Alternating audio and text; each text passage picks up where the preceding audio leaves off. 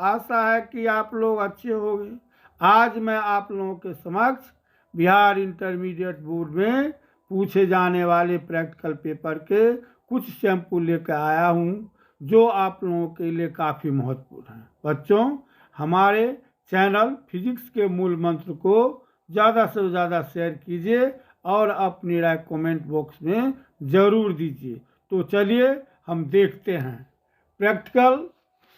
Practical जो होता है वो 30 नंबर का होता है। फिजिक्स का प्रैक्टिकल 30 नंबर का होता है, जिसमें 12 नंबर का जो होता है वो प्रैक्टिकल होता है और 5 नंबर का जो होता है वह एक्टिविटीज होता है।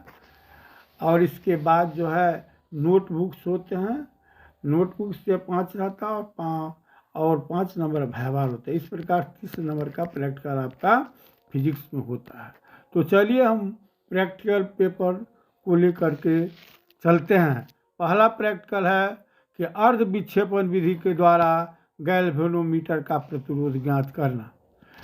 To determine the resistance of galvanometer by half deflection method. इसका थ्योरी करता है कि resistance of galvanometer by half deflection जो होता है वो गैल्वेनोमीटर जी बराबर होता है रेसिस्टेंस ऑफ गैल्वेनोमीटर गुना रेसिस्टेंस ऑफ शंट बट्टा रेसिस्टेंस ऑफ गैल्वेनोमीटर घटाओ रेसिस्टेंस ऑफ शंट, जहाँ आर जो है रिप्रेजेंट करता है रेसिस्टेंस ऑफ गैल्वेनोमीटर और एस जो है शंट रेसिस्टेंस जो है वो सीरीज में, ये जो है सीरीज में लगा हुआ रहता है। अब यहाँ डायग्राम को देखिए। इस डायग्राम में जो है गैल्वेनोमीटर लगा हुआ और इसके सीरीज में जो है आपको शंट लगा हुआ है। यहाँ पर प्लग K2 दिया हुआ है और यहाँ पर प्लग K1 दिया हुआ है और यहाँ पर देखिए रियोस्टेट R दिया हुआ है, रियोस्टेट R दिया हुआ है। इस रियोस्टेट पे हम क्या करते हैं कि रेसिस्टेंस का मान बढ़ाते घटाते रहते हैं। तो सर्वप्रथम हम लोग क्या करते हैं, रेसिस्टेंस का मान जो है, जैसे यहाँ पर हमने 30 ओम दे करके रियोस्टेट पर 30 ओम दिया है और इसके बाद हम गैल्वेनोमीटर का डिफ्लेक्शन देखते हैं कि थीटा का मान कितना होता है। इसके बाद हम क्या करते हैं, K2 प्लग को हम लगाते हैं और शंट में डिफ्लेक्शन देखते हैं। हम रियोस्टेट को इस प्रकार संबंधित करते हैं कि गैल्वेनोमीटर का जो थीटा का डिफ्लेक्शन होता है उसका मान शंट का जो डिफ्लेक्शन होता है वो उसका आधा होना चाहिए। जैसा कि हम ये डायग्राम में दिखा रहे हैं आपको कि सर्वप्रथम हम रियोस्टेट में 30 ओम लेते हैं। डिफ्लेक्शन जो मेरा होता है गैल्वेनोमीटर का वो 10 डिग्री होता है। इसके बाद शंट का हम देखते हैं तो 15 ओम होता है। इसके बाद उसका डिफ्लेक्शन जो होता है 5 डिग्री होता है। इस प्रकार हम जी पर आर एस और आर माइनस एस का फॉर्मूला डाल के देखते हैं तो 30 होता है। इस प्रकार हम 4 अवलोकन करते हैं और इसका कैलकुलेशन करते हैं। मीन वैल्यू ऑफ जी जो हुआ वो 30 + 24 + 30 + 24 बटा 4 बराबर होता है 108 बटा 4 हुआ और जी बराबर होता है 27 ओम। यही गैल्वेनोमीटर का रेसिस्टेंस का मान होता है। इस प्रकार ये मेरा प्रैक्टिकल खत्म हो जाता है। अब चलिए, अब दूसरा है आपको एक्टिविटीज जो कि 5 नंबर का होता है।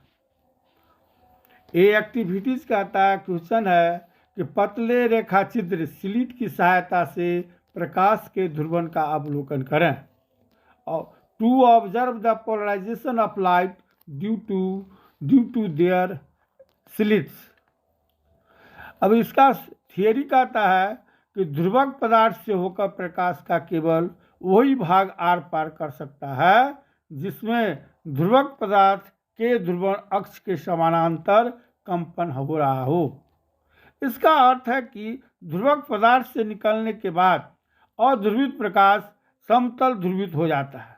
जैसा कि आप फिगर में देख रहे हैं, ये अनपोलराइज्ड लाइट हैं, ये पोलराइज्ड लाइट हैं और जब ये दोनों एक दूसरे के समानांतर है तब यहाँ पर पोलराइज्ड लाइट निकलती है। और ये चित्र ए में दिखाया गया और चित्र बी में दिखाया गया है अनपोलराइज्ड लाइट है। और देखिए एक ध्रुवक पदार्थ को के ध्रुवक पदार्थ के परपेंडिकुलर जो है वो दूसरा ध्रुवक पदार्थ रखा जाता है। परपेंडिकुलर मतलब लंबवत होता है, एक दूसरे के लंबवत होता है, तब यहाँ पर देखते हैं कि नो लाइट, प्रकाश नहीं निकलती है।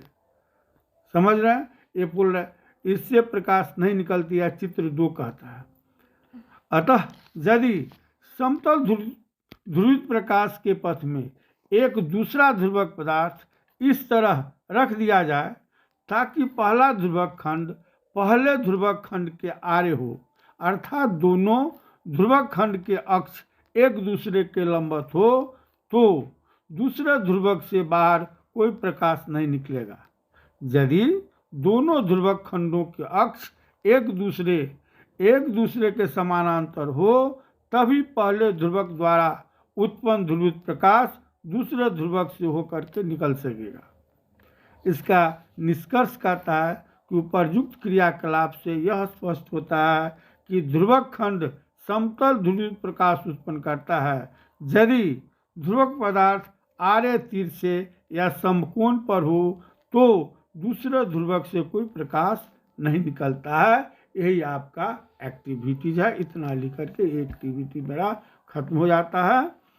तो ठीक है, मेरे चैनल को आप लोग सब्सक्राइब कीजिए, शेयर कीजिए और बेल आइकन को दबाइए ताकि हम फिर नेक्स्ट वीडियो आपके साथ प्रस्तुत करें।